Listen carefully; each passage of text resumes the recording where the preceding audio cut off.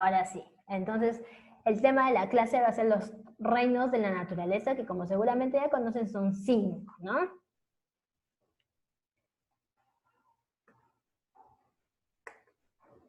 A ver, primero, tenemos que saber qué es un reino, ¿no? Los reinos en los que se agrupan los seres vivos son un sistema de clasificación, es una clasificación taxonómica de la vida que habita en nuestro planeta, ¿sí? Entonces, un reino es una clasificación de los seres vivos, ¿no? Esta clasificación en reinos se basa en unas características que pueden ser comunes, pero también pueden ser generales de las especies, ¿sí? Entonces, si por ahí te preguntan qué es un reino, tú vas a responder que es una clasificación de los seres vivos, ¿sí?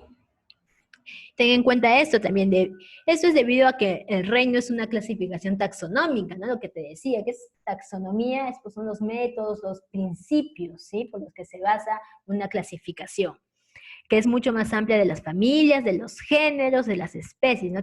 Abarcan más características en común, ¿sí?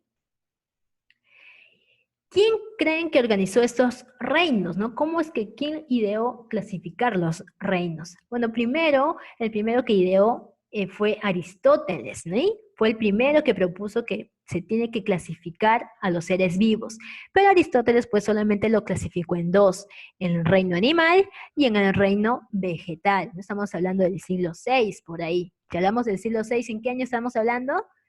500 y tantos, ¿verdad? Y ya recién en el siglo XIX, que es en 1963, Whittaker, un estudioso científico, propone la clasificación de los seres vivos ya no en dos, sino en 5 reinos, ¿sí? Whittaker hace la clasificación de los seres vivos en 5 reinos, ¿sí? ¿Y cuáles son estos órganos? Acá me están hablando cuándo se pensó. A ver, ya. ¿Cuáles son estos reinos? Como les dije, son 5. Está el reino monera, está el reino protista, el reino fungi, el reino plantae y el reino animal, ¿no? Son los 5 reinos por los que se clasifican los seres vivos, ¿sí? Para esta clasificación, pues, se basa en criterios, ¿no? Uno no clasifica porque sí, sino se basan en ciertos criterios, ¿sí? Dice, para clasificar a las especies en cada reino se utiliza 6 rasgos. Vamos a resumir todos estos criterios en 6 rasgos más importantes y distintivos, ¿sí? Los cuales son los siguientes. Primer criterio de clasificación es el tipo de célula, ¿sí? Se basan en este criterio para clasificar a los seres vivos. El tipo de célula que puede ser procariota, que como ustedes saben son las que no tienen núcleo, y la eucariota, con núcleo, ¿verdad? Entonces, este primer criterio utilizan para poder clasificarlos. Otro criterio de clasificación es el siguiente. Según el número de células por organismo o por ser vivo, así que puede ser unicelular, que es con una célula, o multicelular, que es ese organismo que tiene muchas células, ¿no? También llamado pluricelular, ¿no? Que pueden ser muchas células o iguales o diferentes también, ¿sí? Otro criterio de clasificación viene a ser el tipo de nutrición, que también hemos visto anteriormente, ¿verdad? La nutrición que puede ser autótrofa o heterótrofa. Cuando hablamos de autótrofa, son aquellos seres vivos que fabrican su propio alimento, ¿verdad? Y la heterótrofa son aquellos que utilizan el cuerpo de otros organismos para que puedan fabricar o puedan obtener, en este caso, sus alimentos. Chicos, recuerden que no se copie. Ahora los quiero bien atentos a la clase, ¿sí? Nada de copiar. Otra característica va a ser, ahora sí, el número de núcleos, ¿sí? Anteriormente vimos el número de células, pero otro criterio de clasificación va a ser el número de núcleos, ¿sí? Que puede ser monocarionte si solamente tiene un núcleo, o puede ser también dicarionte si tiene 2 núcleos, ¿sí? Hay células que también tienen 2 núcleos. Entonces, ese también es un criterio de clasificación de los seres vivos, ¿sí? Otra pues es también la movilidad. Hay algunas que son fijas, otras que suelen desplazarse, suelen mover, ¿no? Y por último, el último criterio de clasificación es la estructura sexual, es cómo se reproducen, ¿no? Esta reproducción puede ser tanto sexual como puede ser también asexual. ¿Cuál es la diferencia? En las sexuales, pues cuando se utilizan dos gametos distintos, tiene que haber un femenino y un masculino para que puedan generar vida, ¿sí? Por el contrario, en la reproducción asexual no se necesita dos gametos, o sea, no se necesita femenino y masculino, sino el mismo organismo suele reproducirse, suele fragmentarse. Como acá les he puesto la imagen, una estrella de mar, por ejemplo, es un organismo que tiene una reproducción asexual. ¿Qué pasa con la estrella de mar? Se fragmenta, se corta, ¿no? Un pedacito, uno de sus bracitos de la estrella se puede cortar y de este bracito que se ha cortado, pues empieza a nacer otra estrella, otro ser vivo, ¿no? Y no es que la otra estrella se quede así sin bracito, sino que también se va regenerando, ¿sí? Y esa es su manera de reproducirse, ¿sí? De manera asexual. No necesitan de otro ser, sino ellos mismos vuelven a generar, vuelven a reproducirse. ¿Está bien? Entonces, dicho estos seis criterios de clasificación, vamos a hablar del primer reino, ¿sí? Que es el reino monera. ¿Sí? ¿De qué tratará este reino? ¿No? No es que se trate de monitos, por si acaso, ¿no? No es monito. ¿De qué trata? Bueno, el reino monera, nos dice, es uno de los grandes grupos en que la biología clasifica a los seres vivos. Solo que en este caso, dice, comprende las formas de vida más primitivas, más simples que se conocen.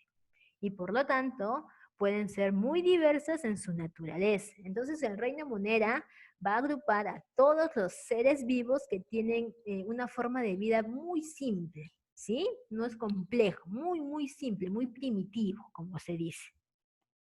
¿Cuáles son las características generales de este reino? Bueno, primero, que dice que miden de 3 a 5 micrómetros. ¿Quién sabe cuánto mide un micrómetro? A ver por el chat, ¿quién me puede responder? ¿Cuánto medirá un micrómetro? ¿Alguien tiene alguna idea?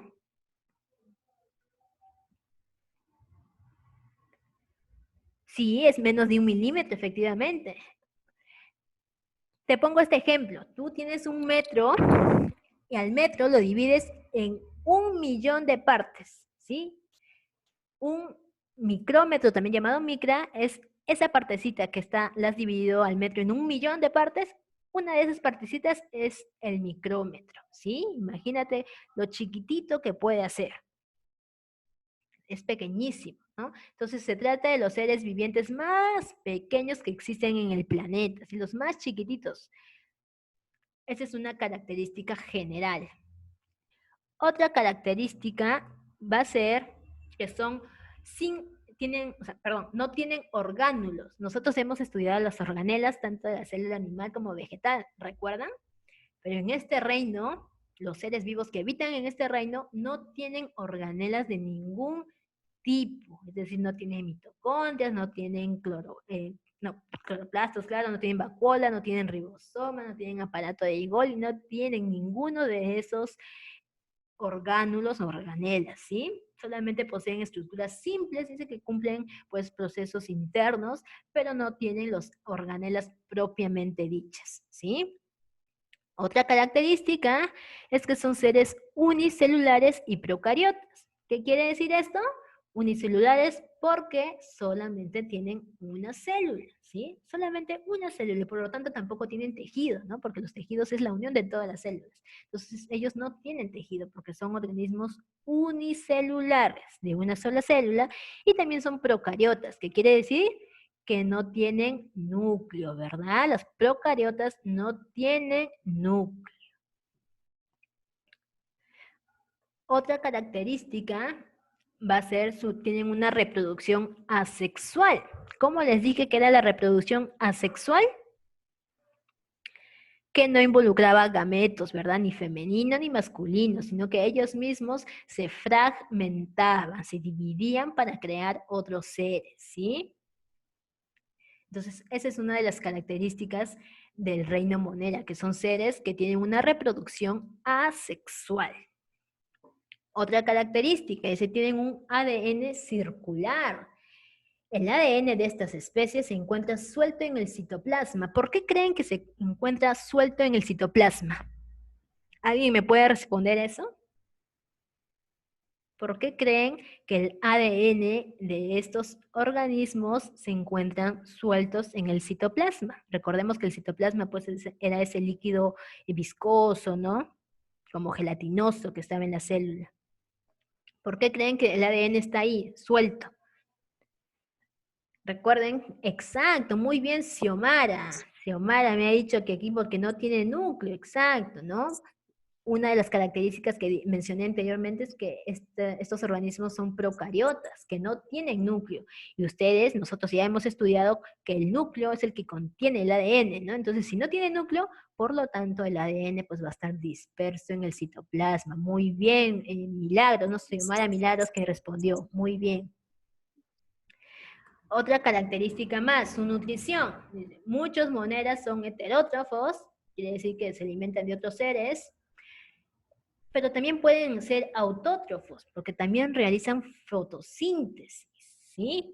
Entonces, si unimos estos dos, podemos decir que tienen una nutrición mixótrofa, ¿sí? Porque pueden ser tanto heterótrofos como autótrofos, ¿sí? Se alimentan de ambas maneras. Otra característica es en este reino lo integran no solo las bacterias son los organismos más representativos de este reino monera, pero no solamente son ellos los que lo integran, sino también están las algas, nos dicen, ¿no? Por ejemplo. Por último, otra característica más, viven en casi todos los lugares que puedes imaginar. Están en el aire, están en el agua, están en el suelo, y están también en nuestro propio organismo. Nosotros, como seres humanos, también tenemos estas bacterias dentro de nuestro organismo. Ya vamos a saber cuáles son o cómo son. ¿Sí? Entonces, estas son las 8 características principales que hemos visto acerca del reino monera. ¿Sí? Ahora veamos las clases de bacterias, debido a que son las más representativas de este reino, vamos a ver sus clases, ¿sí? Las bacterias se clasifican según sus formas, ¿sí? Tienen una clasificación morfológica, como se dice, porque la clasifican según su forma. La primera se va a llamar cocos, ¿no? En estas bacterias en este tipo de bacterias se encuentran las que son en forma esférica, las que son redonditas, ¿sí? Esas son las bacterias en forma de cocos. Es una clase de bacteria. También están los bacilos, ¿sí? En estos bacilos están las bacterias que están en forma de un bastoncito, como lo pueden ver en la imagen, ¿no? En forma de bastoncito que es. Esta es una clase de bacteria. Otro, están los vibriones, ¿sí? Aquí están las bacterias que son en forma de coma, se dicen. Es como lo pueden apreciar en la imagen, como una salchicha con colita, algo así, ¿verdad? Entonces, esta es una forma de bacteria que se llama vibrión, ¿no? Vibriones, ¿sí? Por último están las bacterias espirilos, ¿sí? Que tienen forma de espiral, por eso es que de ahí deriva su nombre. Es una forma medio onduladita, ondeada, ¿verdad?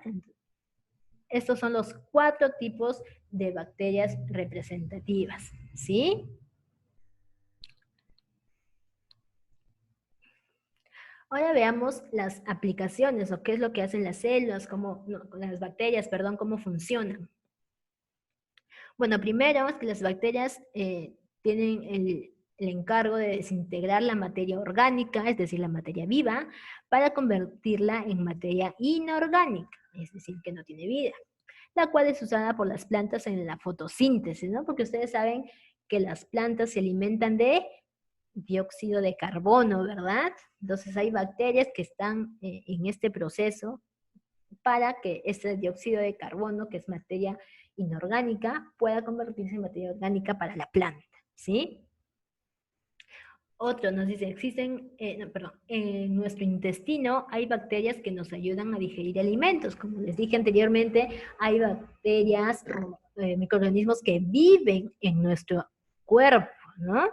Y que hay algunas que son beneficiosas, ¿no? Que nos ayudan a digerir algunos alimentos, nos dice acá. Entonces, esas bacterias nos ayudan, son buenas para nosotros, porque nos ayudan a digerir algunos alimentos, nos dice, ¿no? Entonces, nosotros como seres humanos también tenemos este tipo de seres o este tipo de microorganismos, ¿no? Porque son muy, muy chiquitos, no se pueden visualizar. Otro, nos dicen existen bacterias beneficiosas como las del yogur. ¿Ustedes han visto alguna vez o saben cómo es que hay el proceso de fabricación del yogur? Sería bueno que un día por ahí curioseen por internet, por YouTube, que el yogur ahí se lleva a cabo ese proceso son como gusanitos blancos que de alguna manera fabrican este yogur, ¿no? Uno se pone a pensar y como que, ¿no? Da cosas de repente saber que los gusanitos son los que fabrican este yogur, pero sí, son estas bacterias, no son gusanitos propiamente dicho, pero estas bacterias son los que fabrican el yogur de alguna manera, ¿no? Nos dan este yogur. También hay bacterias que hacen el queso, el vino, la mantequilla, ¿no? Todos estos alimentos son procesados también por microorganismos, ¿sí? Bacterias que son beneficiosas. Pero no se asusten, estoy viendo que ya no quieren tomar, ¿no? O sea, no quiere decir que son malos, ¿no? Estas bacterias son benéficas, son buenas, ¿sí? Nos dan alimentos, así que está bien, no te asquees, no era mi intención asquearte. Pero así como también hay bacterias buenas que nos dan alimentos, también hay bacterias malas, por decirlo así, ¿no? Hay bacterias patógenas, nos dicen, ¿no? ¿Qué es un patógeno? ¿Qué es un agente patógeno? Es aquel organismo que nos causa enfermedades, ¿sí? Hay bacterias entonces que nos causan enfermedades, ¿no? ¿Qué bacterias son? ¿Qué bacterias causan enfermedades? Están las enfermedades del tétano, la difteria, la tuberculosis, es una enfermedad causada por bacterias. El cólera también es una enfermedad causada por bacterias. Ojo, el cólera no es que tú tengas mucha rabia, no mucho enojo, no. El cólera es una enfermedad que te da escalofríos, te da náuseas, te da fiebre, no es un malestar general. ¿Sí? Entonces, este tipo de enfermedades, por ejemplo, también son causadas por las bacterias, ¿sí? Entonces, podemos entender entonces que hay bacterias beneficiosas, como las que hacen alimentos, como las que están en nuestros intestinos, que ayudan a digerir, pero también hay bacterias que son patógenas, ¿sí? Que son infecciosas, que nos causan enfermedades, ¿sí? A tener bien en claro esto. Entonces, hasta aquí hemos llegado con todo el tema. Supongo que han estado muy, muy atentos.